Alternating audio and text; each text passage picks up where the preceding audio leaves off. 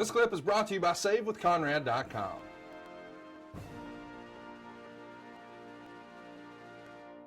You trained under Gangrel and Rikishi, two of my fellow Attitude Era stars in California. What was your training like? Man, I love them both. I still do. I started with Rick Drazen, which not many people know, who used to be a bodybuilder back in the day, amateur wrestler, a movie star. He trained with Arnold back in the day and all that. So I started with him in something like a backyard wrestling. He had a 14x14 ring in California, 105 degrees in the summer outside. Holy crap. Pool cover on top of that. So you know that if you put your hands or something, you're burning alive. But I spent about 6 months there, and Reno and Rikishi were coming in kind of because they knew him, they helped training. And then I felt like, which I advise many kids who are watching, listening, whatever it is, I feel like I reached the ceiling. Like, I love Rick Drazen, I love my trainer, but I felt like I reached the ceiling that I'm not learning anything anymore. So, and then Reno and Y, he's in NY family, who is, Rodney and everybody, like Yoko, cousin, Kishi and Gangrel opening school just down the street.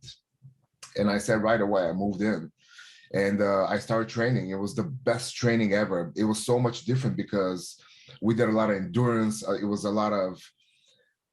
not easy by any means. It was almost like going from the kindergarten training to the real training where you blow up, when you do the drills, when everybody's yelling at you, and not in a mean way. Gangrel is my favorite trainer because he's so intense, but he yells at you, but because he demands the best. And I feel like a lot of people are soft now and they don't want to offend anybody, but you shouldn't be in this business or on social media to begin with if you don't want to be offended, because everybody's just trying to get right. Yeah. And that's why I just loved Gangrel. His training was so much it was so much about basics and aggressiveness, which we know this is number one. And then the other side, Rikishi Jr., who was giving us all the psychology of the match, all the psychology of the business, longevity, just all these advices that only a Hall of Famer can give you. And I felt like it was the best package bundled in one. And we have Reno and Y, who was the king of spots. He just wanted to do spots. So we have both of everything. And it was just the best training in my opinion. So you're training with Rikishi. Any ribs? Did they ever do any ribs with you during the training time? Because, Kurt has a fun story about a little rib he got from Rikishi back in the day. I don't know if you've heard about it, Miro. I'd love to hear that. Would you? Hey, folks, it's time to take your podcast game to the next level. And you certainly want to get your almighty push. My God, we have to have a push, right? We'll get that over to adfreeshows.com. Now, I'm telling you, if you're a fan of Grilling JR, adfreeshows.com has the entire episode library, and it's got no ads. 0 ads, zilch, none. Ad-free and on video starting at just $9. Did you hear what I said? $9. You spend more than that at Starbucks, for God's sakes. 2 mornings. That's not all, folks. We got tons of bonus content, including my after-hours roundtable, where drinking was involved with Eric and Tony. You simply will not find a better value in all of wrestling. Hey, look, don't make me go red ass, because by God, you know I will. Hurry over to adfreeshows.com right now and sign up. And I thank you.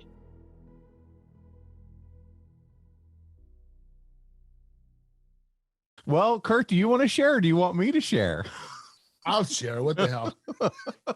One night, I was going to wrestle Rikishi, and beforehand, he went to the bathroom, and he didn't wipe himself. And he went out there, and he gave me the stink face. Miro, you didn't have to deal with any of that, did you? And it was horrible, man. It was so disgusting. No.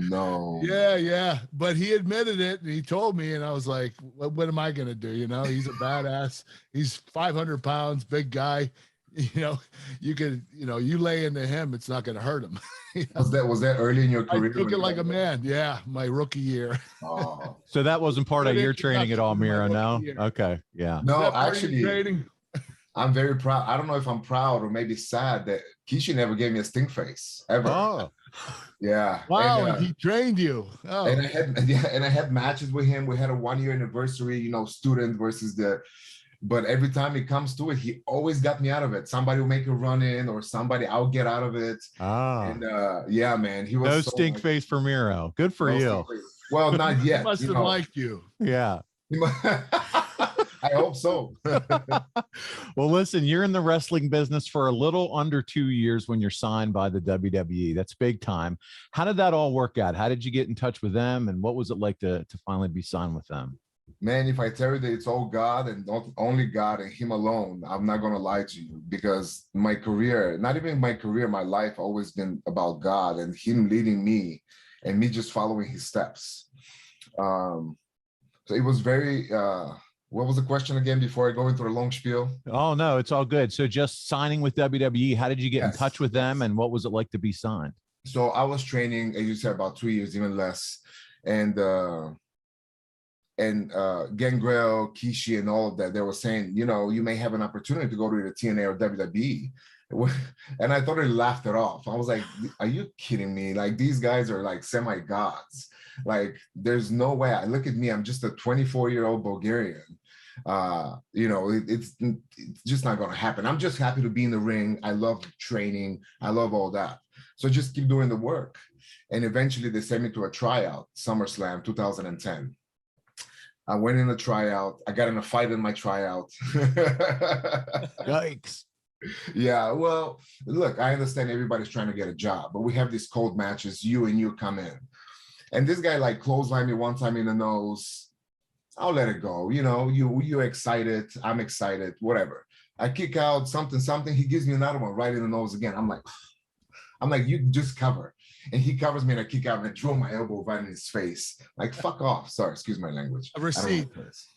A little receipt. And everybody said, whoa, stop, everything, whatever. And then Johnny Ace came and said, you know, is there going to be any problem if you're relocated to Florida? We're going to sign you. And I was just over the moon, man. I loved it. I loved the opportunity, but then my paperwork was not in order. So that was another issue I had to deal with. I didn't have no green card, so they told me, okay, we're going to sign you, but you don't have no paperwork. So it took me about a year until I get my paperwork situated and I can go finally to Florida and start developmental. So you got pushed back a year because you couldn't have your green card. Yeah. The green card situation was really bad. And of course, they're not going to sign me. They didn't even want to help me with the paperwork. So I had to figure it out myself. Wow. Hey, it's Conrad Thompson. Thanks for checking out the podcast here on YouTube. Be sure to hit the subscribe button and the notifications bell so you get a notice anytime we upload some new content. And go save yourself some money right now. If you're in a 30-year loan or you have credit card debt, it's not a matter of if I can save you money. It's a matter of how much. Find out right now for free at SaveWithConrad.com.